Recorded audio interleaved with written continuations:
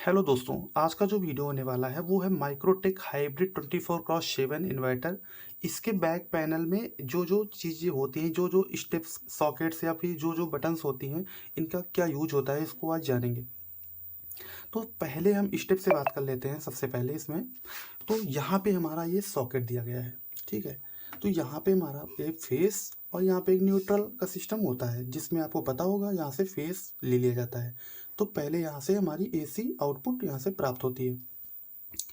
अब देखेंगे आगे। तो आगे का जो स्टेप इसमें आता है, ये आप देख रहे होंगे, ये बटन दी गई है और यहाँ पे लिखा गया है आउटपुट प्रेस टू रिस्टार्ट, ठीक है। तो इसका क्या काम होता है? इसका काम होता है जब कभी आपके इन्वर्टर में ओवर वोल्टेज आ जाता है, या फिर ठीक है, या फिर जो बाहरी लाइन जो होती है हाई वोल्टेज की आ जाती है, तो ये यहाँ पे फ्यूज की तरह होता है। इस तो इन्वर्टर आपका जो कट हो जाएगा, उसको पुनः जब हाई वोल्टेज आता है तो इस इन्वर्टर कट हो जाता है, उसको पुनः जो है फिर से स्टार्ट करने के लिए इसको इसीलिए फिर से इसको पुश करते हैं, इसीलिए यहाँ पे लिखा गया है आउटपुट प्रेस टू रिस्टार्ट। अब यहाँ पे एक वार्निंग का ऑप्शन दिया गया है। वार्निंग में आप पढ़ सकते हैं क्या क्या इसमें दिया गया है। आगे हम देखते हैं यहाँ पे, ये यहाँ पे दो, एक ब्लैक वायर दिया गया है। अब वायर की बात कर लेते हैं। तो यहाँ पे ब्लैक वायर है और यहाँ पे दो रेड वायर दिख रहे होंगे, लेकिन यहाँ पे दो रेड वायर नहीं होते हैं, ठीक है। ये रिपेयरिंग किया हुआ है, इसलिए यहाँ पे एक ब्लैक होना चाहिए था। तो आप समझ सकते हैं यहाँ पे एक ब्लैक होना चाहिए था, लेकिन यहाँ पे दो रेड लगे हुए हैं, इससे कोई दिक्कत नहीं होगी। तो यहाँ पे ये दो जो वायर हैं ये बैटरी से कनेक्ट हुए हैं, ठीक है। इससे ये बैटरी से डीसी करंट यहाँ पे ले रहा है। यहाँ पे ब्लैक होना चाहिए था, लेकिन ये रिपेयर हो गया था, इसलिए यहाँ पे चेंज हुआ वायर है। अब आगे देखेंगे तो यहाँ पे ये -12 वोल्ट डीसी यहाँ पे ले रहा है, यहाँ पे पॉजिटिव वाला डीसी वायर है। यहाँ पे ये जो है ये इन्वर्टर का मेन लाइन वाला वायर है, जहाँ पे ये सॉकेट में मेन लाइन से यहाँ पे कनेक्ट किया जाता है। अब आगे बात कर लें अगर हम, ये यहाँ पे तीन बहुत ही इम्पोर्टेंट चीज़ें होती हैं, ठीक है। अच्छा बैकअप प्राप्त करने के लिए घर में जो है इन्वर्टर्स का अच्छा बैकअप, इन्हीं से इनकी सेटिंग बहुत ज़रूरी होती है। तो इसको हम समझ लेते हैं क्या होता है इसमें। तो यहाँ पे लिखा हुआ है चार्जिंग करंट, यहाँ पे हाई का ऑप्शन है, नीचे एसटीडी का ऑप्शन है स्टैंडर्ड। तो चार्जिंग करंट का मतलब होता है आप यदि इसको बैटरी को 100% चार्ज करना चाहते हैं, तो आप इसमें हाई में लगाइए इसको, ठीक है। इसको लगाएं कैसे हम? तो यहाँ पे देखिए, यहाँ पे जो है इसको, ये स्टेप को हम पिन से ऊपर कर देते हैं, तो यहाँ पे ये हाई में लग जाएगा, तो इससे बैटरी आपकी 100% चार्ज होगी। और यहाँ पे अगर स्टैंडर्ड में लगाएंगे आप, तो इससे 90-95% बैटरी चार्ज होती है। और इसमें स्टैंडर्ड में लगेगा आपका, तो इसमें जो बैटरी का पानी है वो बहुत ही कम टाइम, मतलब जो है ज़्यादा खपत नहीं होगी पानी की, क्योंकि इसमें बैटरी थोड़ा सा कम चार्ज होती है। ये हाई में लगा हुआ है, ठीक है। इसका मतलब समझ गए होंगे, ये बैटरी को आप 100% चार्ज करना चाहते हैं तो इसको हाई में लगाइएगा। आगे आते हैं इनपुट वोल्टेज, और यहाँ पे लिखा हुआ है इन्वर्टर और यहाँ पे यूपीएस। तो आप इन्वर्टर में कब लगाएंगे और यूपीएस में कब लगाएंगे, इसको समझते हैं। यदि आपको अपने घर में कोई इन्वर्टर से, इस इन्वर्टर मशीन से आपको कोई कंप्यूटर पैनल चलाना हो, ठीक है, किसी कंप्यूटर सिस्टम को आप ऑपरेट कर रहे हो अगर इससे, तो आप इसको यूपीएस में लगाइए। अगर यदि आपको नॉर्मल घर में जो पंखे, ठीक है, और बल्ब एलईडी से नॉर्मल जो वर्क करना हो, तो आप इसको इन्वर्टर में लगा दीजिए, इसका ये काम होता है। अब आगे हम समझते हैं, इसको देखते हैं। अब आगे देखते हैं, तो ये हमारा तीसरा स्टेप होता है, इसमें लिखा हुआ है ट्यूबलर। टीयूबी का मतलब होता है ट्यूबलर, और एलसी एफपी इनका मतलब हो जाता है कि ट्यूबलर के अलावा जितनी भी बैटरियां होती हैं उनको चार्ज करने के लिए, ठीक है। उसमें हमारी सूखी बैटरी भी आ जाती है जो हमारी बाइक्स में लगती है, ठीक है। तो यहाँ पे हम, अगर ये यहाँ पे स्टेप को ट्यूबलर में कर देते हैं, देखो यहाँ से पहले से ही यहाँ पे ट्यूबलर ये हुआ पड़ा है, और इसको अगर हमको सूखी कोई बैटरी या बाइक बैटरी चार्ज करनी हो, तो इसको हम एलसी एफपी में लगा देते हैं। और ये हमको, चूंकि हमारा ये घर का जो इन्वर्टर है, तो इसमें ट्यूबलर कनेक्ट हुई है बैटरी, इसको हम ट्यूबलर में ही रखेंगे, और इसको हम इन्वर्टर में ही रखेंगे, और इसको हम स्टैंडर्ड में रखेंगे। अगर हमको बैटरी अच्छे से चार्ज करनी है कि उस ज़्यादा बैटरी बैकअप दे, तो ये बटन बहुत ही महत्वपूर्ण होती है, ठीक है। यदि आपका बैकअप बैटरी, आपको ये बैटरी बैकअप जो है, अगर आप हाई में रखेंगे, तो मान लिया अगर 8 घंटे का बैटरी बैकअप देती है, तो स्टैंडर्ड में आपका बैटरी बैकअप कम से कम 7 साढ़े 7 घंटे का हो जाएगा, ठीक, यही अंतर हो जाता है। तो इस प्रकार से आप ये तीनों जो ये खटके होते हैं, इनका मतलब आप समझ गए होंगे। अब आगे देखते हैं, एक यहाँ पे ये खटका हुआ, इसको हम कहेंगे बाईपास। और यहाँ पे 2 चीज़ें लिखी हुई हैं, बाईपास और यूपीएस। इनका मतलब समझते हैं। तो देखिए यहाँ पे ये यूपीएस में लगा हुआ है, ठीक है? ये यूपीएस में यहाँ पे लगा हुआ है और ये बाईपास में भी स्विच नहीं है। तो बाईपास का यूज क्या होता है इसको समझते हैं। यदि आपकी इन्वर्टर मशीन में कोई भी खराबी आ गई हो, ठीक है? कोई भी अंदर शॉर्ट सर्किट हो गया हो, कुछ भी आपका शॉर्ट सर्किट हो गया हो, तो आप अचानक से घबरा जाएँगे, तो इसको क्या करेंगे, इसको हम तुरंत ही बाईपास में लगा देंगे। अब बाईपास में स्विच कर देने से ये होगा कि जो अंदर शॉर्ट सर्किट हुई है उससे कोई मतलब मशीन नहीं रखेगी और मशीन सीधा ही जो है आपका जो करंट होगा इसमें सीधा जो आपकी जो ऊपर की लाइन अर्थात बिजली की लाइन जो होती है, ठीक है? वही सीधा ये मशीन आपको ट्रांसफ़र कर देगी। ठीक, आप ऐसे समझिए कि इन्वर्टर जो है अगर यदि हम बाईपास में लगा देते हैं इसको, तो इन्वर्टर क्या करेगा, सीधा करंट लेगा, ठीक है?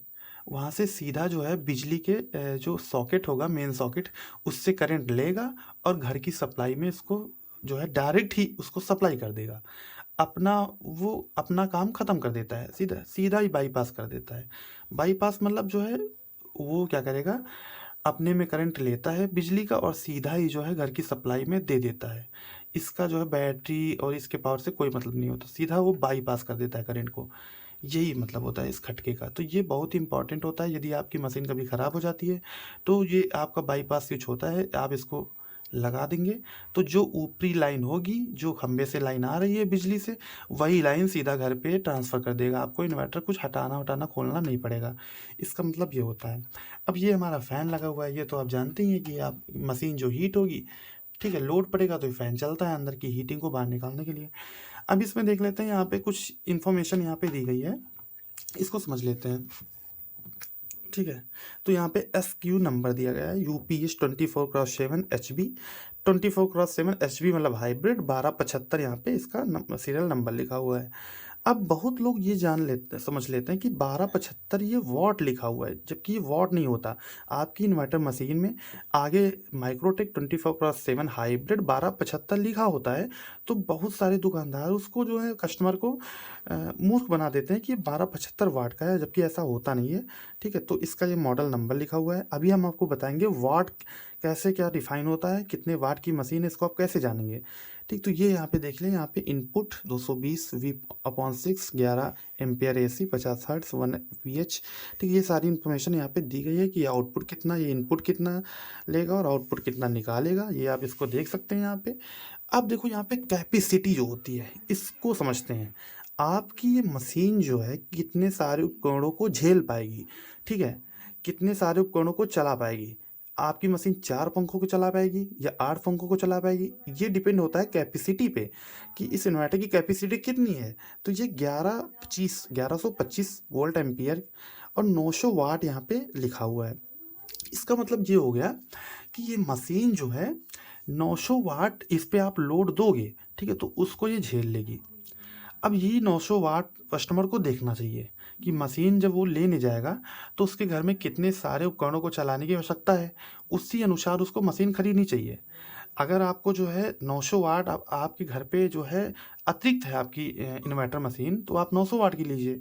आपको अगर कम चलाने हैं, कम उपकरण आपके यहाँ पे हैं, 2 पंखे हैं, तो आप कम भी ले सकते हैं, लेकिन 900 वाट आपके लिए पर्याप्त होगी, ठीक है? तो 900 वाट यहाँ पे ये मशीन पर आप लोड डालोगे तो 900 वाट ये झेल लेगी। उसके ऊपर यदि आपकी जो है लोड अगर चला जाएगा तो ये मशीन तुरंत ही कट कर देती है, ठीक है? तो आप इसमें जैसे आपकी जो मिक्सर ग्राइंडर आते हैं वो 725 या 700 वाट या 500 वाट, वो आसानी से आपको चला देगा ये, ठीक है? तो DC बस रेटिंग ये आपकी दी गई है यहाँ पे 12 वोल्ट DC, ठीक है? ये आप देख सकते हैं इसको। तो ये अगर बात कर लें ये लोड क्या-क्या ले सकती है, तो ये लोड में आपको बताया अभी मैंने आपको 900 वाट तक की ये लोडिंग ले सकती है, ठीक है? इसमें आप प्रेस नहीं चला सकते क्योंकि वो 1000 वाट हो जाता है। वॉशिंग मशीन, जितने भी बड़े कूलर, पंखे, वो सभी आप चला सकते हैं अच्छे से, ठीक है? तो ये सारी आपको जानकारी आशा करते हैं समझ में आई होगी, ठीक है? और ये यहाँ पे वार्निंग दी गई है, वार्निंग यहाँ पे आप देख सकते हैं इसको। इस प्रकार से ये इन्वर्टर जो है प्योर साइन वेव पे बेस्ड है, हाइब्रिड इन्वर्टर है।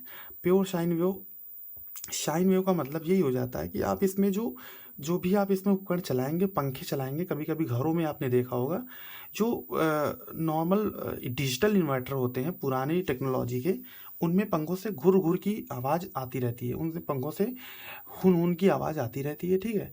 तो वो हमारे डिजिटल इन्वर्टर पुरानी टेक्नोलॉजी के स्क्वायर वेव बेस्ड टेक्नोलॉजी के होते हैं, लेकिन यहाँ पे ये साइन वेव बेस्ड टेक्नोलॉजी होती है। साइन वेव जिसमें जो है साइन का ग्राफ बनता है ऐसे, ठीक है? तो इनमें कोई भी किसी प्रकार की जो है आवाज़ पंखों से नहीं आती है और पंखे बहुत ही सॉफ्टली चलते रहते हैं। कोई भी उपकरण हो, इसमें जो साइन वेव ग्राफ बनता है वो बहुत ही अच्छा-सा बनता है, ठीक? इसीलिए इसको हम साइन वेव कहते हैं। डिजिटल में जो ग्राफ बनता है वो स्क्वायर में जो बनता है वो जो डिजिटल इन्वर्टर थे उनमें स्क्वायर वेव ग्राफ बनता है, ऐसे-ऐसे बनता है, उनमें ऐसे-ऐसे बनता है, ठीक है? उनमें ऐसे-ऐसे बनता है, इनमें जो है साइन वेव ये वाला ग्राफ बनता है। इस प्रकार से आप समझ गए होंगे, ये बैक पैनल की सारी जानकारी मिल गई आपको। ये मैंने आपको बताया था अभी कि ये आप इससे जो है मत घबराइएगा, इसमें जो एक रेड वाला वायर जा रहा है, इसमें ब्लैक जा रहा है, तो यहाँ पे ब्लैक ही था, इसको रिपेयर करा दिया गया है, इसलिए यहाँ पे ये रेड ही लगवा दिया गया था, ठीक है? चूँकि क्या है कि ये हाइब्रिड माइक्रोटेक का इन्वर्टर था, इसमें जो है कॉपर वायर शुरुआत में दिए नहीं गए थे, जो खरीद के लाया गया था, इसमें जो है एल्यूमिनियम वायर थे। एल्यूमिनियम वायर जो होता है वो थोड़ा-सा हीट हो जाता है, इसलिए जो है बैटरी लो या कट पहले ही कर देता था, इसमें कॉपर वायर इसीलिए चेंज किए गए थे, इसलिए यहाँ पे रेड वायर लगे हुए हैं।